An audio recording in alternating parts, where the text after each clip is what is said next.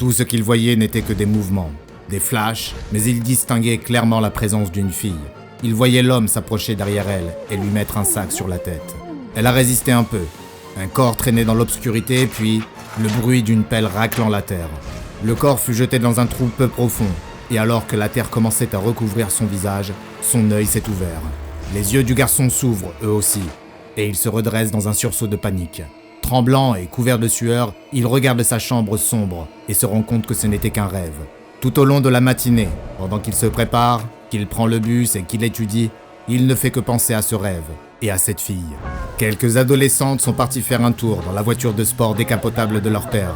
Elles s'amusent bien, mais roulent beaucoup trop vite sur de petites routes sombres de campagne. Il a suffi d'un rien, juste la silhouette d'un animal traversant la route pour que le conducteur donne un coup de volant et perde le contrôle de la voiture. Toutes les filles se mettent à crier, mais surtout celle qui est éjectée de la voiture en plein vol. Les filles se tiennent autour de leur ami décédé et font un pacte solennel. Personne ne doit savoir qu'elle était avec elle. Mais que vont-elles faire d'elle ? L'une d'entre elles indique la direction des bois, et toutes se retournent en direction d'un cabanon délabré. Lorsque les filles, souillées par leur longue nuit passée à creuser puis à remplir un trou, sortent du cabanon sous la faible lueur du matin, aucune d'entre elles ne se rend compte que sous la terre, la fille respire encore. Le garçon halète et se débat dans l'obscurité. Il retire les couvertures avant de se rendre compte qu'il est en sécurité dans son propre lit. Un nouveau petit déjeuner, un nouveau trajet en direction de l'école, une nouvelle journée de cours où le garçon ne pense à rien d'autre qu'à la fille dont il a rêvé. Qui est-elle ? Il ne l'a jamais vue de sa vie. Il en est convaincu. Mais alors pourquoi apparaît-elle toujours dans ses rêves ? Le garçon est brusquement interrompu dans ses pensées lorsque le professeur frappe sur son pupitre. Il s'excuse et se concentre à nouveau sur son travail. Le regard de la femme est empreint d'un mélange de tristesse et de colère. Elle ne sait pas combien de temps encore elle pourra continuer comme ça. Cela se répète sans cesse. Comment quelqu'un peut-il tousser autant ? La femme s'assoit sur sa chaise et tente de chasser cette pensée qui lui vient en permanence à l'esprit, à savoir qu'il serait préférable pour eux deux que cela se termine pour de bon. La fille tousse à plein poumon dans son lit. La maladie a dévasté ses poumons et il lui faut faire preuve de beaucoup de détermination pour ne pas gratter les plaies qui la brûlent et la démangent au niveau du visage et de la poitrine. Elle regarde en direction de la porte avec des yeux hagards et voit sa mère entrer dans la pièce. Elle porte un plateau avec de la soupe, comme elle le fait toujours à cette heure, même si elle n'a pas du tout d'appétit. À mesure que sa mère s'approche, elle constate que le plateau est vide. Et ce n'est pas un plateau qu'elle tient dans ses mains, mais un oreiller. La fille parvient à peine à pousser un cri lorsque la femme place l'oreiller sur le visage de sa fille. En sortant de la vieille cabane dans le jardin pour se diriger vers la maison, la mère s'arrête un instant. Entend-elle encore la toux en provenance de l'abri ? Ce matin-là, au cours du petit déjeuner, le père du garçon lui dit sans embâche qu'il ne veut plus entendre parler de la fille. C'est juste un rêve, et il faut qu'il le sorte de son esprit. Il doit se concentrer sur ses études. L'appréciation de son professeur indique qu'il n'est pas attentif en classe et que si cela continue, il va avoir de sérieux problèmes. Le garçon promet de ne plus reparler de la fille. Dans le bus, le garçon regarde par la fenêtre et ne peut pas s'empêcher de penser à son rêve. Car alors que le bus roule sur les routes de campagne, il aperçoit quelque chose au bout d'une longue allée bordée d'arbres. La maison de son fameux rêve. La porte de la cabane s'ouvre en grinçant, laissant filtrer la lueur de la pleine lune. Le garçon pénètre dans la cabane aussi discrètement que possible. Il en ressort rapidement avec son vélo et une pelle sur le dos avant de quitter son jardin au beau milieu de la nuit. Le garçon s'arrête en bas de l'allée qui mène à la vieille maison abandonnée. Il remonte l'allée et ne songe même pas à s'arrêter à la maison, puisque son objectif est tout autre. Le garçon laisse son vélo tomber par terre dans la cour et fixe la cabane du regard. C'est la fameuse cabane qu'il a vue tant de fois auparavant, même s'il ne l'a jamais vue en vrai. Il fait nuit et il n'y a pas de bruit. La cabane se démarque en cette nuit de pleine lune. Il s'approche de l'unique porte de la petite cabane et saisit la poignée. La porte s'ouvre en grinçant bruyamment. Le garçon sort une lampe de poche et l'allume pour éclairer l'intérieur de l'abri. Il n'y a rien à l'intérieur, à part un banc en bois situé sur le sol en terre battue. Mais une minute, il y a quelque chose d'autre. Une zone sur le sol semble différente, noircie, presque comme si elle avait été brûlée. Mais c'est bien cet endroit. C'est l'endroit que le garçon ne cesse de voir dans ses rêves. Il sait qu'elle est là. Elle a besoin de son aide. Le garçon enfonce sa pelle dans la terre, mais celle-ci ne fait qu'effleurer la surface. Le sol est froid et dur. Il recommence et la pelle s'enfonce dans la terre. La pelle tombe soudainement à terre lorsque le garçon se met à tousser. Il tombe à genoux quand sa toux se transforme en quinte. Elle ne s'arrête pas et voilà qu'il n'arrive plus à respirer. C'est comme si sa gorge était obstruée par quelque chose. Il tombe au sol, toujours en train de tousser. Il sent que ce qui obstrue sa gorge et ses poumons est en train de bouger et de vibrer. Dans une ultime et puissante quinte de tout, il expulse un essaim de créature par la bouche. Il gît dans la poussière, se débattant sans pouvoir respirer, tandis que le bourdonnement de milliers de criquets couvre ses derniers cris. Sans surprise, ce que ce jeune homme a vécu n'était pas du tout un rêve, mais une interaction avec une anomalie qui depuis a été désignée sous le nom de SCP-4595, mais également connue sous le nom simple et tout à fait approprié de sorcière.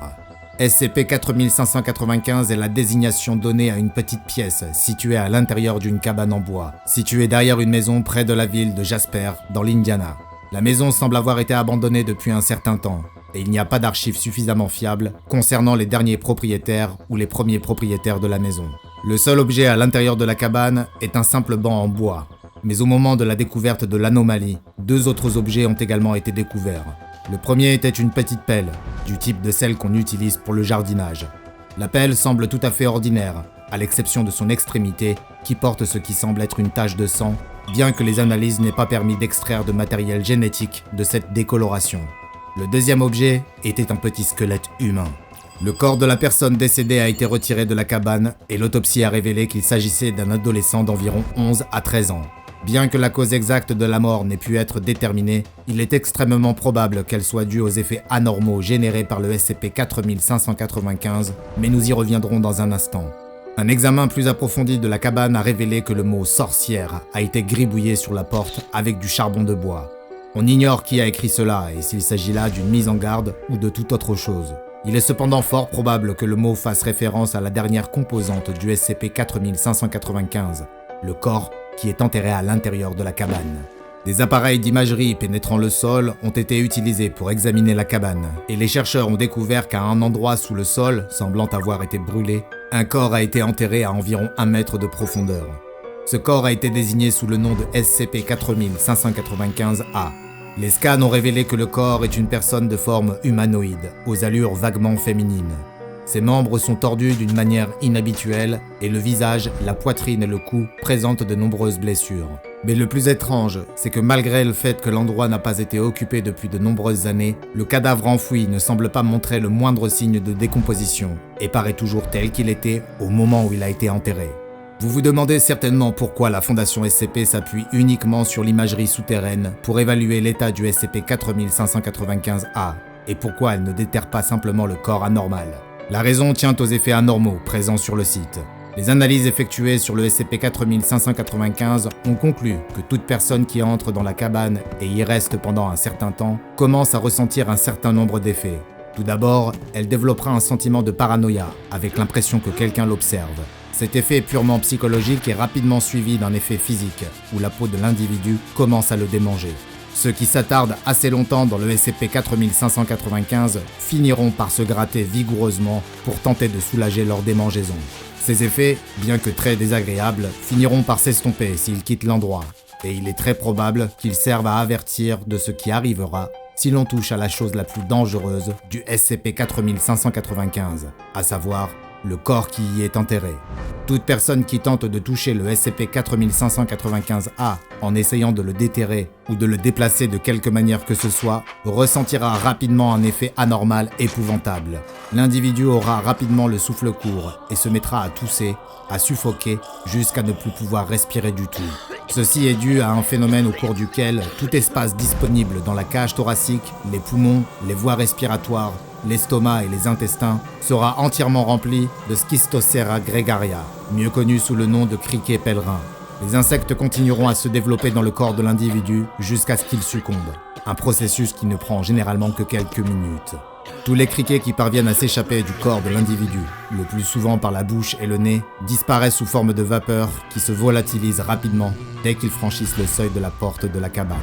Pour le moment, il n'existe pas encore de méthode permettant d'éviter les effets du SCP-4595. Et pour l'instant, personne n'est autorisé à pénétrer dans la cabane anormale, sauf à des fins expérimentales. Mais même dans ce cas, le SCP-4595-A ne peut pas être manipulé. En raison de la relative facilité avec laquelle la Fondation peut sécuriser le site et empêcher quiconque d'y pénétrer, il a été classé comme sûr. Classification complétée par la catégorie de perturbation dark et la catégorie de risque warning. Mais qu'est-ce que le SCP-4595 au juste? Le corps du SCP-4595-A est-il une victime condamnée à vivre éternellement dans cette cabane délabrée? Ou est-ce un monstre, enfermé pour une raison inconnue, avec une inscription sur la porte pour nous inviter à rester à l'écart? Peut-être qu'un jour nous saurons enfin pourquoi le SCP-4595 n'est connu que sous le nom de la sorcière. À présent, allez consulter une autre rubrique des dossiers du Dr Bob, comme le SCP-3998, la sorcière en osier vie, pour découvrir une autre histoire de sorcière, mais pas forcément celle à laquelle vous vous attendez. Et n'oubliez pas de vous abonner et d'activer les notifications pour ne pas manquer une seule anomalie, puisque nous poussons toujours plus loin nos investigations dans les archives classifiées de la Fondation SCP.